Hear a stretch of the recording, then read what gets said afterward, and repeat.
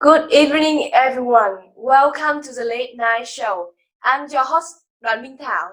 It is so nice to see you again here at 8 p.m. every Tuesday, where we can have some discussions with experts and famous people about popular social issues in Vietnam. However, today's topic is not just an issue in our country, but a major problem all over the world. Yes, that's right. The topic tonight is COVID-19 outbreak. Until yesterday, there have been about 3 million confirmed cases in more than 200 countries and territories. This pandemic has led to many changes in various aspects of life. And today, we will take a closer look at those changes with two special guests, Mrs. Nguyễn Thu Thùy, the CEO of Eco Travel Group, and Mrs. Nguyễn Thái Giang, Deputy Director of National Institute of Hygiene and Epidemiology. Please welcome them. Hello everyone, I'm Dan. It's such an honor to be here today. Thank you for inviting me. I'm also glad to join this show. I'm very happy to know that. It's an honor for me too. Well, we have heard about this novel coronavirus a lot recently, but not all of us really understand about it, especially when there is so much misinformation out there. So, Mrs. Zhang, can you provide us with some basic information about this disease? Yeah, sure. Honestly, I don't really want to bore you all with many hard to understand medical terms. And of course, we don't have all day here. So, just some important facts, okay? First of Yes. COVID-19 is a highly infectious disease caused by the new coronavirus.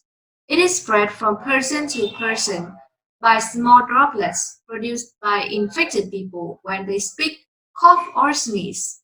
These droplets are too heavy to travel far in the air.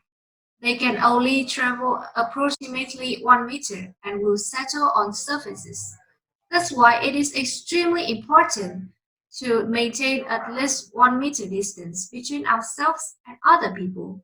Use face masks in the public and wash your hands regularly to get rid of virus. The most common symptoms of this disease include fever, dry cough, or tiredness. Normally, it would take 14 days for these symptoms to show, and sometimes there are patients with no symptoms at all.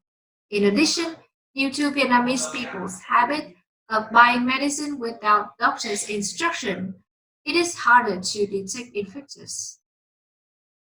Can you elaborate more on this habit? Okay?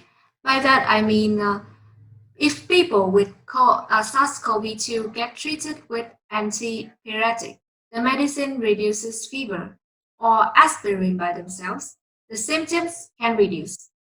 But actually, they still have the virus, and it is likely that they will spread it to the community without knowing. Therefore, if you experience any difficulty in breathing, fever, or cough, please seek medical attention immediately, especially with old people having underlying medical problems such as high blood pressure or cancer. Oh, thank you for the very useful information. As you have mentioned, COVID-19 is a highly infectious disease, and it is necessary for the government to implement social distancing measures nationwide. These may be very effective in preventing disease transmissions, but they can also affect our lives significantly. And obviously, the economy is affected the most. Mrs. Thuy, as the CEO of a tour company, you must see clearly how it changes. What is your opinion on this Um, matter? as you can see, our society is in quarantine due to the novel coronavirus. It also means that we have to close stores, recreation, restaurants, and even schools and universities. No customer, no commercials. Overall, COVID-19 pandemic has an impact on all aspects of economic and social life, especially tourism. Are the works to maintain under restrictions, whereas tour companies have to stop all operations. As a capacity of the CEO of Eco Travel Group, I see clearly the enormous pressure on the tourism industry at this time. Yes, indeed, the corona pandemic had a huge impact on business. So, what steps can you take to minimize economic damage? Uh, Despite having a lot of difficulties, the good news is that our company devises a plan in order to mitigate the loss and return to work as soon as possible. Firstly, we have the duty of paying incomes, but we still make sure the company does not go bankrupt. That means we try to pay the minimum wages for employees even when they are off work. On top of that, we also request subsidies from governments and banks to support the company through difficult times. Yeah. Yeah. So it's unfortunate that this crisis leads to enormous economical difficulties. However, some statistics claim that this also brings some bright signal to our life. What is your viewpoint on this, Missy Tui? Personally, I don't think there can be any doubt about the fact that the outbreak has repercussions for the economy. However, if we see it in a positive way, there are opportunities for us to gain experience from the future and use technology to promote tourism more effectively. When we overcome this crisis, we have a new development. From my point of view, in any situation, it is usually a good idea to be optimistic about the future. Yeah. How about you, Mrs. Zhang? What do you think about that? Well, from my perspective, I also agree that this coronavirus outbreak has some positive side. For instance, the air quality has improved a lot thanks to the reduction in transportation and manufacturing activities. An example to show what I'm talking about is Hanoi. Just 2 months ago in March, Hanoi was a leading name in the list of the most polluted cities on the planet. However, in the early days of April, its average AQI, air quality index, was around 47, which means good for health. Such an impressive change, right? Yes, I can see your point. It is so nice we got to enjoy the freshest air in around a decade. And apart from that, this pandemic also reshapes our way of living, right? Yes, to begin with, it has definitely changed the way we come into contact with each other. Now that touching things, hanging out with friends, and even breathing in an enclosed area can be risky, it is understandable for us to change our habits of communicating in real life. We may maintain a distance when talking, avoid hugging, shaking hands, and other physical contacts. In addition, we will have more time with our family. So, what do you think, Miss Tree?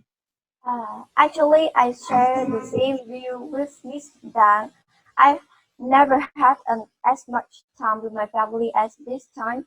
Additionally, only by isolation can we have lots of funny memories with each other at home. For instance, this happened when my son used his nickname Roasted Chicken in my Zoom app to take an online lesson. And then that day I forgot to rename, so what happened? Roasted chicken has become my nickname on my office since then. Oh, really? That's really funny. You have just reminded me of a similar event where I have a small problem with technology too. That day, we had a meeting with Ministry of Health, and I was in charge of reporting uh, re- our research results in the lab about COVID-19. But but then I forgot to share screen where I was presenting, and I hadn't realized it until the director had to remind me. It was actually kind of embarrassing, but still, it was memorable for me. Oh, that's very interesting. Oh, well, I regret to inform you that the durations of today's episodes is over. I would like to express our appreciations for the time and experience two special guests shares with us tonight. So, today we have discussed COVID-19 outbreak, and I do hope that our audience can gain a deeper insight into these issues. If you have any questions or response, please feel free to contact us via email late9show@gmail.com. Thank you for watching and see you again next week.